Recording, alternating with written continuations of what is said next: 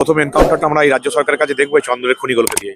তবে আমার যেটা ব্যক্তিগত মত, চন্দ্রকে খুন করার পর এরকম হিংসা রাজনীতি যেটা করছে, তাতে আমাদের কর্মী সমর্থকরা আর গান্ধীগিরি দেখাতে পারবে না, তারা এবার যোগীগিরি দেখাবে। তুমি যেটা প্রশ্ন করেছিলে অমিত শাহকে যে অভিষেক বন্দ্যোপাধ্যায় কবে জেলে যাবে, তাহলে এইবার বিজেপি সরকার গঠন করার পর সেই পদক্ষেপ আমরা দেখতে পাবো।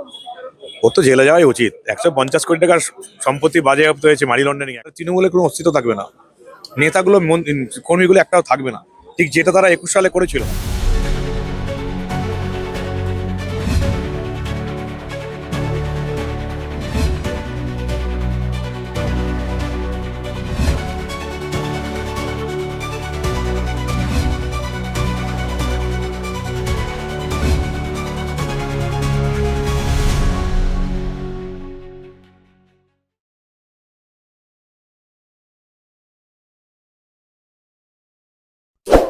মানে প্রথমে কংগ্রেচুলেশন তোমাকে। Thank you. এই যে 207টা বিধায়ক নিয়ে ভাজপা সরকার গঠন করতে চলেছে, আর অন্যদিকে দেখা যাচ্ছে যে শাসক দল যারা 15 বছর শাসন করলো রাজ্যে, তারা ট্রিপল ডিজিট ক্রস করতে পারলো না। কি কি ফ্যাক্টর কাজ করলো? মানুষ ভোট দিয়েছে। তৃণমূলের স্বরূপ, পিসি ভাইপোর স্বরূপ, মমতা অভিষেকের স্বরূপ মানুষ বুঝে গেছে।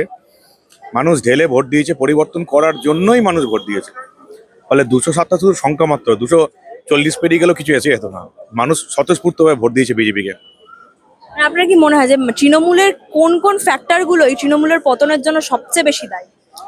সবচেয়ে বড় ফ্যাক্টর হচ্ছে মমতা বন্দ্যোপাধ্যায় অন্ধ ধৃতরাষ্ট্রের মতন নিজের ভাইপোকে প্রোটেক্ট করে গেল। যত রকমের চুরি দুর্নীতি অভিষেক বন্দ্যোপাধ্যায় করে গেল, মমতা বন্দ্যোপাধ্যায় অন্ধ ধৃতরাষ্ট্রের মতন সেটাকে প্রোটেক্ট করে গেল। গোটা তৃণমূলটাই শেষ হয়ে যাওয়ার পেছনে যদি কেউ দায়ী থাকে, সে হচ্ছে অভিষেক বন্দ্যোপাধ্যায় এবং ধৃতরাষ্ট্রের মতন মমতা বন্দ্যোপাধ্যায়। একাধিক নেতা, মানে শাসক দলের একাধিক নেতা বিধায়ক, তাদের মানে মন্তব্য তুমি যেটা বললে যে এই দলটা শেষ হওয়ার পিছনে একমাত্র অভিষেক বন্দ্যোপাধ্যায় দায়ী, মানে তারাও কোনো না কোনো জায়গায় গিয়ে ক্ষোভ পুষছিলেন। একমাত্র বললে হয়তো একটু ভুল বলা যাবে, অভিষেক বন্দ্যোপাধ্যায় দায়ী। তাকে অন্ধ ধৃতরাষ্ট্রের মতন মমতা বন্দ্যোপাধ্যায় সাপোর্ট করেছে এবং নিজের ভাইপোকে এই যে চুরি দুর্নীতির সাপোর্ট করতে গিয়ে বাকি নেতারাও চোর হয়ে গেছে। গোটা রাজ্য জুড়ে চুরি দুর্নীতি চললো, তোষণবাজ রাজত্ব চললো। হিন্দুরা একত্রিত হয়ে বিজেপিকে ভোট দিয়েছে, সাধারণ মানুষ উন্নয়নের লক্ষ্যে বিজেপিকে ভোট দিয়েছে।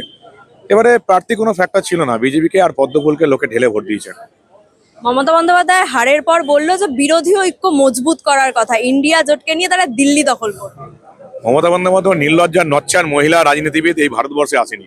উচিত ছিল যেদিন কাউন্টিং হচ্ছে বিকাল 5টার সময়, যেটা জেনারেলি অলিখিত নিয়ম, সেই অনুযায়ী বিকাল 5টার সময় রাজ্যপালের কাছে গিয়ে পদত্যাগপত্র জমা দেওয়া উচিত ছিল।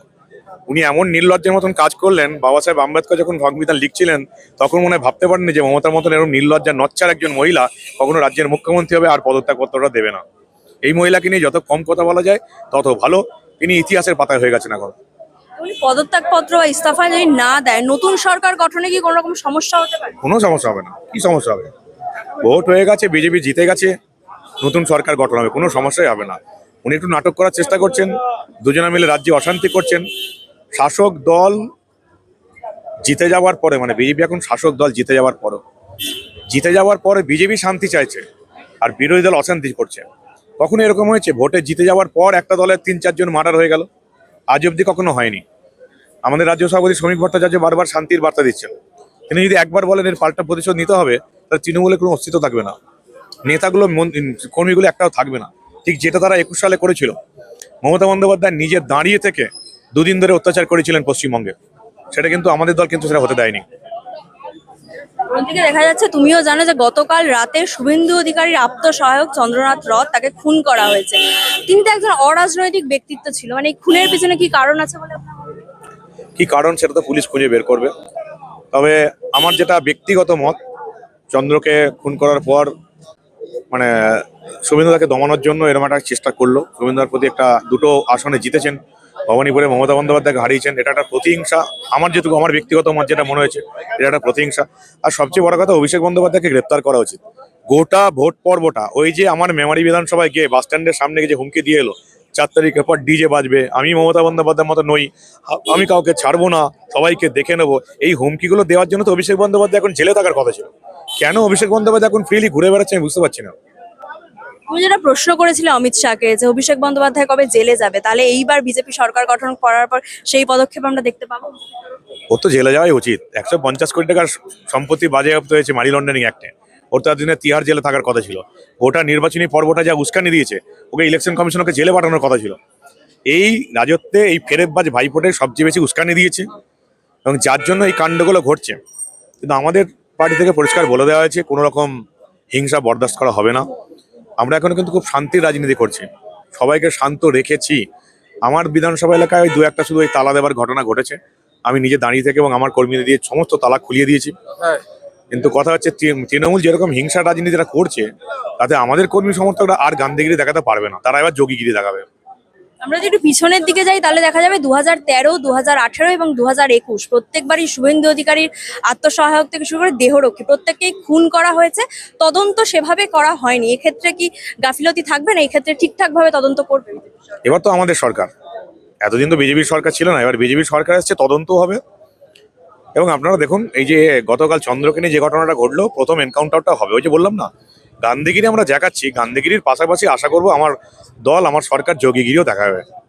একটা শেষ প্রশ্ন করবো, এই যে চন্দ্রনাথ রথের মৃত্যু বা যে বিজেপি কর্মীরা 4 তারিখের পর থেকে মারা গেছে, এটা কি পোস্ট পোল ভায়োলেন্স না সরকার নতুন সরকারের মনোবল ভেঙে দেওয়ার চেষ্টা চলছে?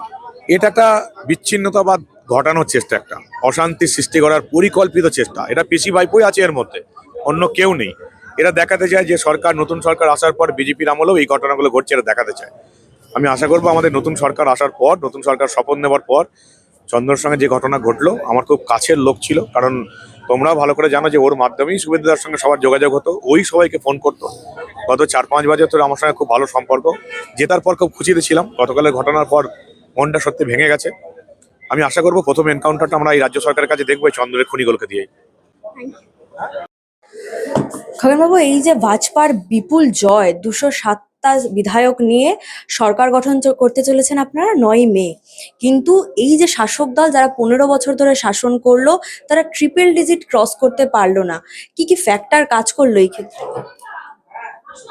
প্রথম কথা হচ্ছে যে আজ ডবল ডিজিটে থেকে যাওয়ার পেছনে হচ্ছে আমাদের পশ্চিমবাংলার যারা হচ্ছেন আমাদের গণদেবতা, যারা আমাদের দেবতুল্য সমস্ত ভোটদাতা, এবং পাশাপাশি আমাদের কেন্দ্রীয় নেতৃত্ব, রাজ্য নেতৃত্ব, যারা একসাথে তারা কাজ করেছেন। আমাদের সর্বোপরি একদম গ্রাসরুটে যারা বুথে কাজ করছেন, আমাদের কার্যকর্তা পদাধিকারী, যাদের নিজেদের জীবনকে উৎসর্গ করে দিয়ে তারা এই তৃণমূল কংগ্রেসের যে একেবারে বলা যায় যে তাদের খাড়ার সামনে, অর্থাৎ একেবারে তার উপরে, মাথার উপরে ঝুলছে খাড়া।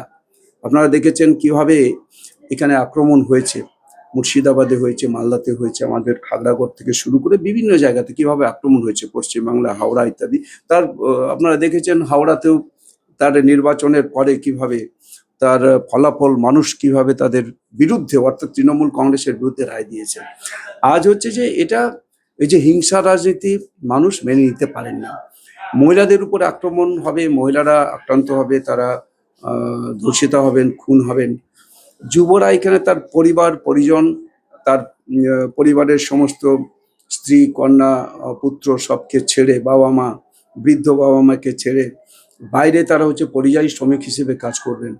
এটা কখনো হচ্ছে যুবরাও কখনো চাননি, এবং সেটা নিস্তার সবাই চেয়েছেন, সমস্ত মানুষ বাঁচতে চেয়েছেন। আর এক সময় তো আমরা দেখেছি পশ্চিমবাংলাকে পশ্চিম বাংলাদেশ বানানোর চেষ্টা হয়েছে। বাংলাদেশে যা ঘটেছে পশ্চিমবাংলায় একই জিনিস ঘটেছে। বাংলাদেশে ওখানে হচ্ছে যে যখন দীপুচন্দ্র দাসকে হচ্ছে জ্যান্ত তাকে পুড়িয়ে মারা হয়েছে, পশ্চিমবাংলাতেও আমরা দেখেছি এখানে যে হরগোবিন্দ দাস, চন্দন দাস, তাদেরকে খাড়া দিয়ে তাদের খুন করা হয়েছে, মহিলাদের উপর আক্রমণ হয়েছে। মালদাতেও দেখেছেন, সেখানেও এই ঘটনাগুলো ঘটেছে। আমার উপরেও একটা আক্রমণ হয়েছিল, আপনারাও দেখেছেন কিভাবে আমাকে রক্তাক্ত করা হয়েছিল। আমি নিজে ওখানে যখন নাগরাকাটায় গিয়েছিলাম, সেখানকার সমস্ত বন্যায় যে সমস্ত মানুষ তারা ক্ষতিগ্রস্ত হয়েছিলেন, বন্যা পীড়িত মানুষের পাশে তাদের সাহায্যের জন্য গিয়েছিলাম, সহযোগিতার জন্য গিয়েছিলাম। আমাকেও সেখানে হচ্ছে আক্রান্ত হয়েছে, আমাকেও তারা ছাড়েনি, রক্তাক্ত হয়েছে। সুতরাং এর জবাব তো মানুষ দিয়েছেন। আদিবাসীরাও দেখবেন গোটা বাংলায় আদিবাসীরা এতটাই একাট্টা হয়েছে যে আমরা 2021-এ আমরা মাত্র 6টা সিটে যে আমরা জিতেছিলাম আদিবাসী সংরক্ষিত আসনে 16টার মধ্যে। এবারে দেখবেন যে একটাও আসনে তৃণমূল কংগ্রেস জিততে পারেনি। 16টার মধ্যে 16-0, অর্থাৎ 16টা সিটেই আদিবাসীরা জিতেছেন, আর একটাতে বনাস্ত হয়েছে, মানে 17টা, অর্থাৎ এর আগেও ছিলেন ওখানে, এবারেও আবার তারা সেখানে পুনরায় নির্বাচিত হয়েছেন। অর্থাৎ আদিবাসীদের ভোট, পিছিয়ে পড়া পশ্চাৎপদ মানুষ, যে এসসি সম্প্রদায়, ওবিসি সম্প্রদায়, তারাও একজুট হয়েছেন। কোনো কোনো জায়গাতে সংখ্যালঘু সম্প্রদায় তারাও হচ্ছে যে এখানে ভোট দিয়েছেন। ফলে এই যে রেজাল্ট 200 পার আমরা বলেছিলাম, সেটা 200 পার হয়ে গেছে। 207টা আসনে আমরা জয়ী হয়েছি। এটা একটা পশ্চিমবাংলার জয়, পশ্চিমবাংলার গণতন্ত্রের জয়, মানুষের জয়। আমরা সেই জন্যেই এখানে ওই হিংসার রাজনীতিটা কখনো আমরা মেনে নিতে পারি না। এই যে হিংসা চলছে, গতকালও কিছু গুলি টুলি চালিয়েছে, এবং আমাদের মাননীয় লিডার অফ অপোজিশন, আমাদের মাননীয় শুভেন্দু অধিকারীর আত্মসহায়ক, তাকেও খুন করা হয়েছে, নির্মমভাবে খুন করেছে তাকে। তিনি তো কোনো রাজনীতি করতেন না, আজকে শুধু তাকে আজকে আত্মসহায়ক হয়ে কাজ করার জন্যই তাকে খুন হতে হলো। এই সমস্ত হিংসার রাজনীতি কখনো আমরা মেনে নিতে পারি না। পশ্চিমবাংলার মানুষ মানতে পারে না বলেই তাদের সরিয়েছে, অথচ তারা এখনো চেষ্টা করে যাচ্ছে পশ্চিমবাংলাকে আবার একটা অরাজক একটা পরিস্থিতি তৈরি করার জন্য। জঙ্গলের রাজ তৈরি করেছিলেন, আমরা চাইছি এখানে হচ্ছে যে আমরা সোনার বাংলা তৈরি করব, সব মানুষ এখানে একসাথে থাকবেন, জাতি ধর্ম নির্বিশেষে। আমাদের দেশের প্রধানমন্ত্রী নরেন্দ্র মোদীজি 2014তেই বলেছিলাম সবকা সাথ সবকা বিকাশের কথা।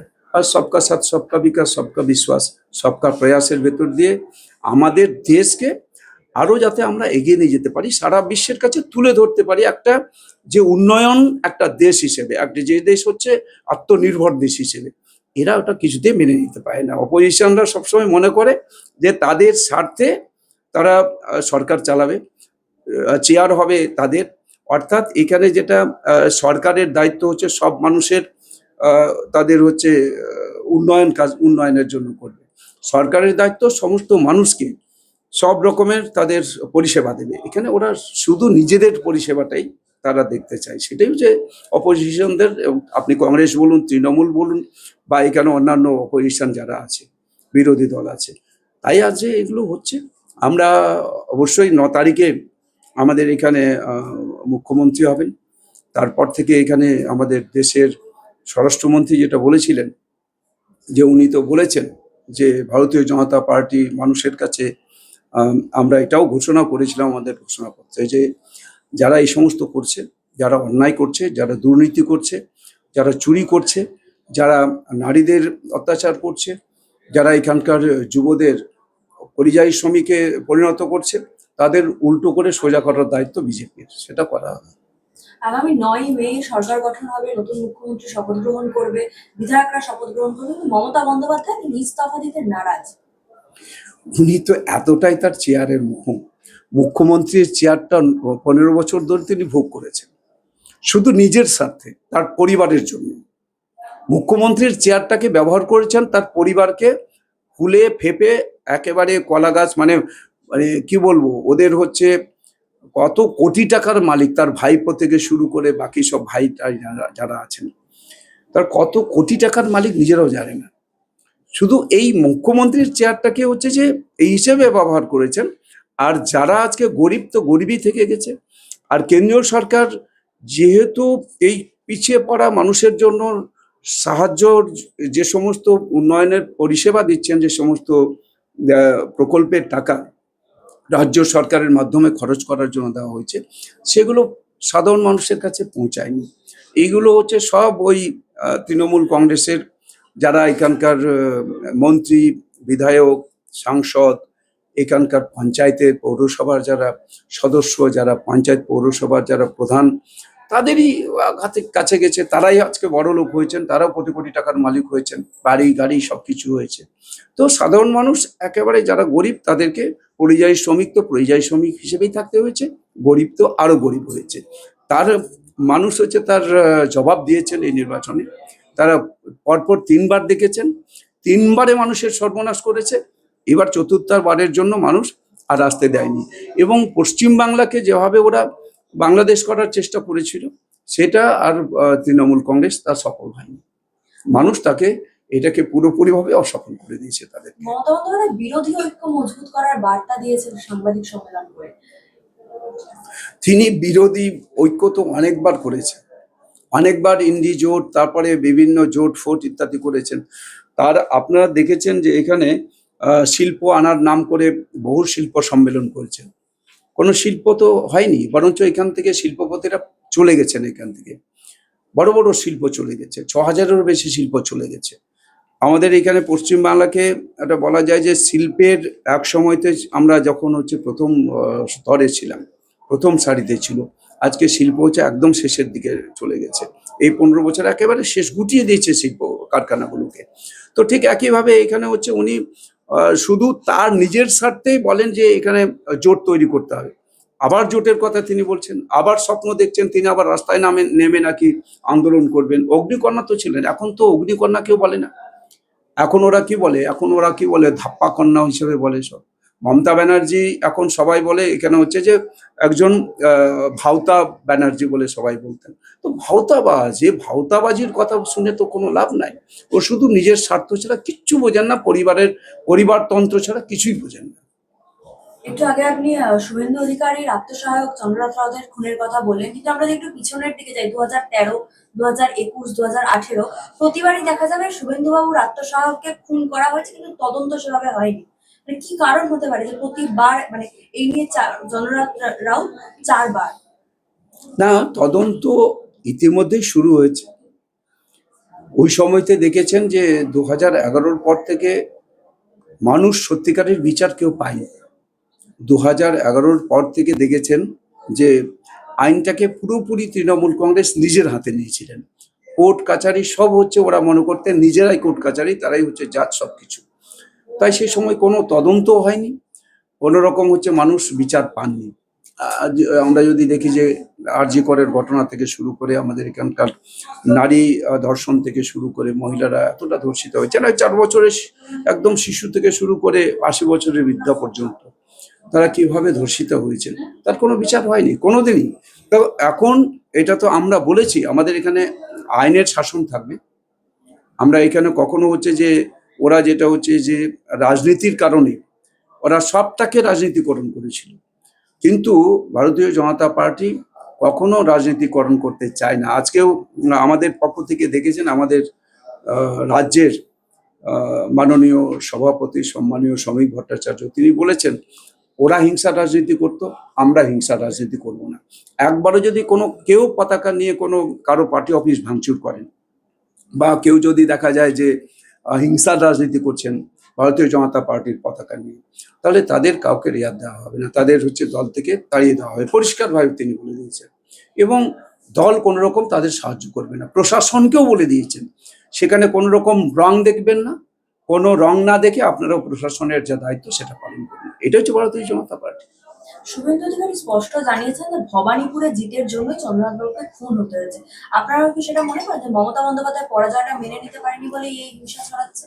মমতা ব্যানার্জি যদি আজকে উনি সরকারে আজকে আসতেন, তাহলে মমতা ব্যানার্জি এই সমস্ত পশ্চিমবাংলার সমস্ত মানুষের উপরে এই আজকে একজন যেমন হচ্ছে খুন হয়েছেন, আরো গুলি হয়েছে কয়েকটা জায়গাতে, তো এইটা ব্যাপক হতো আরো। মমতা ব্যানার্জি এখানে যদি সরকারে আসতেন তৃণমূল কংগ্রেস, তাহলে পশ্চিমবাংলা এটা বাংলাদেশ হয়ে যেত, পশ্চিম বাংলাদেশ হয়ে যেত। বাংলাদেশের সমস্ত যারা খুনি, যারা সন্ত্রাসবাদী, যারা হচ্ছে রোহিঙ্গা, তাদের দিয়ে ভরিয়ে দিতেন, মৌলবাদীদের দিয়ে ভরিয়ে দিতেন। ওরা তো বলছিল যে 4 তারিখের পর কোথাও কোথাও বলেছিলেন যে ওই যাদের শাখা আছে তাদের ভেঙে দেওয়া হবে, সিঁদুর সমস্ত হচ্ছে মুছে দেওয়া হবে, এগুলো তো বলেছিলেন। এবং কোনো মহিলা এখানে হচ্ছে মহিলার কোনো রকম সম্ভ্রম থাকতো না। ও তুলসী বেদি থেকে শুরু করে সবকিছু এখানে ভেঙে দেওয়া হতো, গুড়িয়ে দেওয়া হতো। এটা তৃণমূল কংগ্রেস তো এটা বলেছিলেন নির্বাচনের আগে। এবং 4 তারিখে এই যে আজকে যে ভাইপো বলছেন, উনি কোথায় আছেন আমি জানি না। উনি বলছেন এখন উনি এখানে বলছেন যে কেন রাষ্ট্রপতি শাসন হচ্ছে না, এতদিন কেন বলেননি? আজকে রাষ্ট্রপতি শাসনের কথা বলছেন। এত লোক খুন হয়েছে, 3 শতাধিক আমাদের ভারতীয় জনতা পার্টির সমস্ত পদাধিকারী কার্যকর্তাকে খুন করা হয়েছে, তখন কোথায় ছিলেন? জঙ্গলের রাজত্ব হয়েছিল, এত হচ্ছে খুন খারাপি হয়েছে, বাড়িঘর জ্বালিয়ে দিয়েছে, পুড়িয়ে দেওয়া হয়েছে, মানুষকে কেটে টুকরো টুকরো করে দেওয়া হয়েছে। তখন ওই সময় উনি বলেননি যে এখানে আমাদের রাষ্ট্রপতি শাসন করা হোক। এখন উনি বলেছিলেন 4 তারিখে, উনি প্রকাশ্যে বলেছিলেন 4 তারিখে কোন দিল্লির বাপ আসছে 4 তারিখে সবকে তিনি দেখে নেবেন বলেছিলেন। উনি কোথায় আছেন এখন? এখন যদি এখানকার মানুষ মনে করতো আমরা ভারতীয় জনতা পার্টি ওই ওই হিংসা রাজনীতিতে বিশ্বাস করি না, তাহলে তাকে তো আজকে জবাব দিতে হতো। আমরা আজকে যদি চাইতাম ওকে, উনি বলেছিলেন 4 তারিখে সবকে দেখে নেবে, এখানকার মানুষ তো দেখে নিতে পারতেন। এখন আমাদের কার্যকর্তা তো সবাই এখন হচ্ছে সবাই বলছেন যে আমাদের সমস্ত বদলা নিতে হবে। আমরা বলেছি বদলা ওইভাবে নিলে হবে না, আমরা ওদের দেখিয়ে দেব কিভাবে ভারতীয় জনতা পার্টি আমাদের রাষ্ট্রবাদী দল, আমরা সমস্ত মানুষকে নিয়ে, আমরা ভারতবর্ষের মানুষ যারা এখানকার অধিবাসী তাদের অধিকার আমরা সবার কাছে পৌঁছে দিতে চাই। এটা ভারতীয় জনতা পার্টি, এটাই তো আমাদের দেশের প্রধানমন্ত্রী বলেছিলেন সবকা সাথ সবকা বিকাশের কথা। তাই আমরা হিংসার রাজনীতি আমরা কখনো আমাদের রাজ্যে আমরা এখানে প্রতিষ্ঠা হতে দেব না। একটা শেষ প্রশ্ন করবো, এই যে চন্দ্রনাথ রাতের মৃত্যু বা যে বিজেপি কর্মীরা 4 তারিখের পর থেকে মারা গেছে, এটাকে কি পোস্টপোল ভায়োলেন্স বলা যায়, নাকি নতুন সরকারের মনোবল ভেঙে দেওয়ার চেষ্টা চলছে? ওদের মধ্যে চেষ্টা হচ্ছে, আমি আগেই বলেছি, ওরা চেষ্টা করছে এখানে একটা অরাজক পরিস্থিতি তৈরি করা, যেটা ওই সময়তে ওরা করতে চেয়েছিলেন, যেটা মানুষের মুখটাকে বন্ধ করবার চেষ্টা করেছিলেন। তা আমরা এখানে মানুষের মুখ বন্ধ করার জন্য আমরা বলবো না, সব মানুষ মুখ খুলে বলুক, তারা আলোচনা করুক, এবং তাদের যে কীর্তিকলাপ এটা মানুষের কাছে এটা পরিষ্কার হয়ে যায়। তারা কি ধরনের রাজনীতি করে এটাই তার প্রমাণ হচ্ছে। গতকালের ঘটনা যেটা হচ্ছে আত্মসহায়ককে খুন হতে হলো, আজকে মমতা ব্যানার্জির এই যে চেষ্টা, যেটা মানুষ খুন করা তার যে একটা লক্ষ্য, যে মানুষকে খুন করায়, মানুষকে তার মুখ বন্ধ করে তাদের সমস্ত কিছু অধিকার কেড়ে নিয়ে তার ক্ষমতা দখল করা, চেয়ারে বসে থাকা, এটা তাদের একটা হচ্ছে লক্ষ্য। তো আজ সেটা পূরণ হয়নি, তাই তারা চেষ্টা করছে। গুন্ডাদের তো সব যা দেখা যাচ্ছে সব ভাড়াটে গুন্ডাদের দিয়ে সমস্ত গতকালের যে ঘটনা ঘটিয়েছে, বাইরের থেকে ভাড়াটে গুন্ডা। এখন তদন্ত চলছে, তদন্ত সাপেক্ষে সব কথা বলা ঠিক না, তদন্ত করছেন, সব ধরা পড়ে যাবে এবং তাদের একেবারে দৃষ্টান্তমূলক শাস্তি হবে। যেটা বলছিলেন যে শাস্তি হয়নি, এবার শাস্তি হবে। অসংখ্য ধন্যবাদ।